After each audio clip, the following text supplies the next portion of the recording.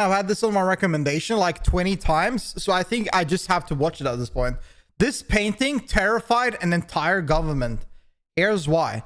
But before we get into that, we gotta make sure that you click that like button real quick. Yeah, you little sneezy guy. You gotta click that like button before we move on. And also sub to the channel if you enjoy these reacts. When coming up with us live and chill out with us live, feel free to come by my Twitch channel on twitch.tv/Adley. We'd love to have you and appreciate you watching. Let's get into it. A sober... Oh my god, what the... Hi, hello? Help? Help? In 1891, when the ministers of Bulgaria's Prince Ferdinand first laid Bro, I don't even know where Bulgaria is on the map. eyes on the prince's latest art acquisition, they were so terrified that they made the sign of the cross before it. Oh my and it god. is said that it became a tradition to do so every time they saw this painting. In today's video, I will This painting? present one of the most terrifying works I have ever come across, and not because it has a shocking scene depicted in the painting, but rather because of the subtle and penetrating silhouette of a man sitting in the darkness. Damn. Let me tell you in Those eyes though. I remember I was in have y'all ever been to, bro, I was in I visited Lithuania, and every single individual there has eyes like this. They're all like, it's like their eyes stare into your soul. It's crazy. That this curious human silhouette is Lucifer, the fallen angel from the Bible, which makes it even more intriguing. Without further ado, let's begin with a deeper analysis of this work and discover... I think this painting is insane. Lucifer, like, this is a really interesting painting. why everyone who faced it blessed themselves. What Let's teacher get their exam? started. By Franz von Stuck, 1890. Ooh. Franz von Stuck is remembered today as one of the most notable German artists of the late 19th and early 20th centuries. His artistic career began after moving to Munich at the age of 15, where he enrolled in the academy in 1881. In the late 1880s, Franz von Stuck began to move towards symbolism with Guardian of Paradise, a work he presented at the annual exhibition of the Munich Glass Palace in 1880. Bro, I love this chat. Chat, yeah, I like this. I don't know, like maybe I like a little bit of old-fashioned stuff, but I love these kind of things. I love paintings, and I love a lot of classical things. These are cool. 89. Look at this thing. Him, damn. it was the confirmation. Bro, what a bad dude. I need more paintings on my wall. His art. He won the gold medal and a large sum of money, in addition to big attracting the money. attention of many critics. Guardian of Paradise marked a break with the art favored by the Academy and the popular peasant genre of Franz von der Frege. With this painting, Stuck approached the soul imagery seen in the works of Arnold Böcklin and Max Klinger, or the tradition of the English pre-Raphaelites. In 1895, Stuck became a professor at the Munich Academy of Fine Arts. As a teacher, he trained and shaped future avant-garde artists such as Paul Klee and Wassily Kandinsky. A year later, he commissioned the construction of Villa Stuck, demonstrating his skills in design, sculpture, interior decoration, and architecture. The villa is laden with symbolism and works by the artist, including reliefs of divine processions leading to the studio. World War II had a great impact on the house, destroying many works of art. Franz von Stuck's works from the last decade of the 19th century belong to the symbolist movement and its interests in the inner self. A common theme for Stuck, and symbolism in general, was the femme fatale, the dangerous woman. Among these symbolist paintings are Lucifer and the Sin, the latter being one of the most emblematic paintings of German symbolism. I like this painting. I feel like when a painting makes you think a little bit more, and they look like very striking, because if you see these paintings, they look very different and unique. They really do have a charm to it, because it's like, it's really like you see it out there, and it will probably capture your attention more than anything else. After the end of the Great War and the chaos it caused, the symbolist themes of the fin de siècle seemed largely irrelevant to the art world. Franz von Stuck, who had come to be a prince of German art, according to the funeral speech, became increasingly isolated towards the end of his life. Mamma mia, now this is sexy. Oh, that's what we call chat. Y'all wanna. And was almost forgotten after his death on August 30th, 1928, dying in relative obscurity. It pop I out. would like to remind you that this painting means they're and going many wild other at it. historical paintings that I have personally selected are available on our website. In our catalogue, you can find over 250 historical paintings in different styles, such as canvas or fine art print.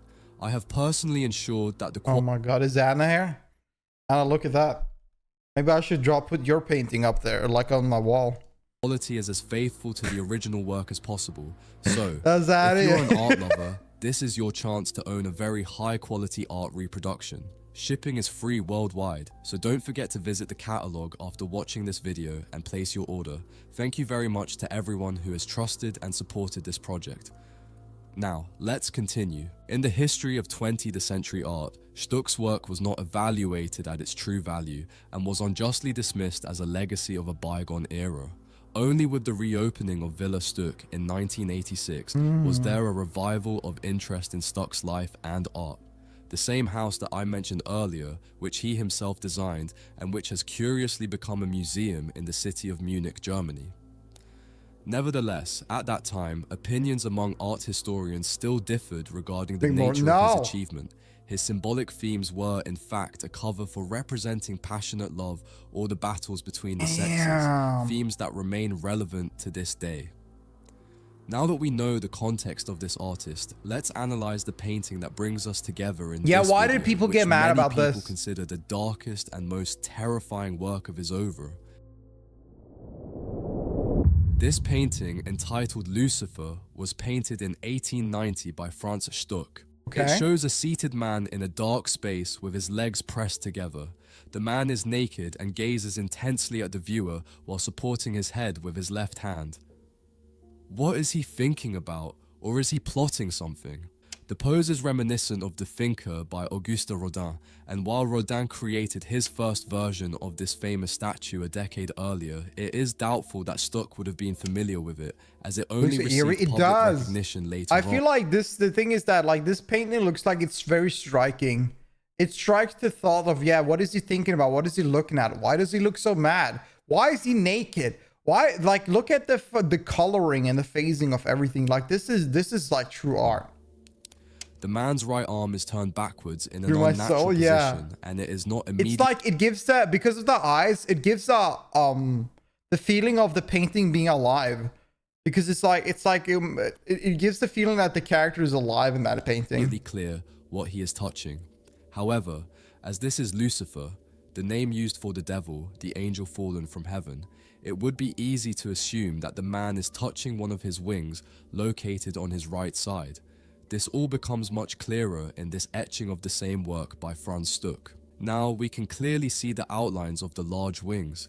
Here is the wing he seems to be touching, and this is the wing on the other side, and we can also see the outline of the top of this wing in the painting.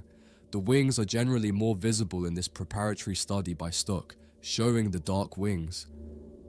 The etching still has those intense eyes of Lucifer looking at us, and it appears that he is seated on some kind of bench. Knowing that this is the devil, we can imagine that he is plotting his revenge for being kicked out of heaven. The original painting is relatively large, measuring 161 by 152 centimeters, or 63 by 60 inches. In the background of the painting is a fluorescent light source in the shape of a crescent moon. It's not really clear what this light source is, and the etching doesn't help either, as it omits this light source altogether. Is it a real moon? Cool. Look at the Lucifer has fallen from heaven, so it could represent some light from his former home. I would love to hear what you think it might mean in the comments section.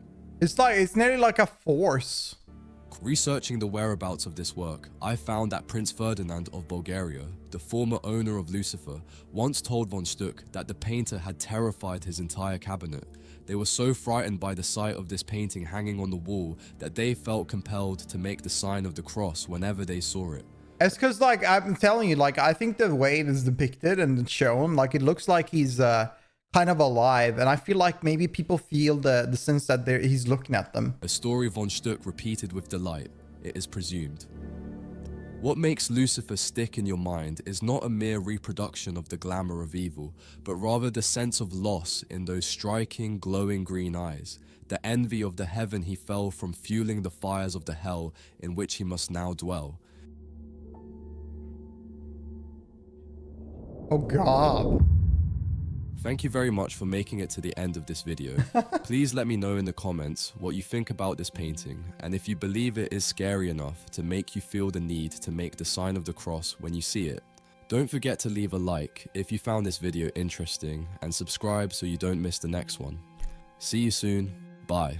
I think that a painting like this, I think that something that looks like this can definitely at a time in the past make you feel eerie. I think that the more you are putting yourself in the idea of religion, or put yourself in the idea of like ghosts and things that are dead, you can definitely look at this at a scary, like in an environmental field, and feel like it's watching you, and it might enforce like the negative laws around you. So I think that this looks definitely, it definitely looks creepy, and it can put a lot of people off. What do y'all think? I'd love to hear what y'all think. But personally, I think, yeah, I think this is very interesting. Well, very interesting. I've never seen this painting before. Actually, you know, I think I've seen it, but I completely forgotten. But this is a very interesting piece. Very interesting piece. Hope you enjoyed it. Finally, I watched it. This video has been on my recommend a million times at this point. W video. I liked it. I liked it. I like it. If you like this video, make sure you click the like button. Also, if you enjoy these reacts, feel free to sub to the channel. And if you want to come up with us live, feel free to come by my Twitch channel on twitch.tv/Charlie. I appreciate y'all, and I'll see you next time. Yeah. Peace.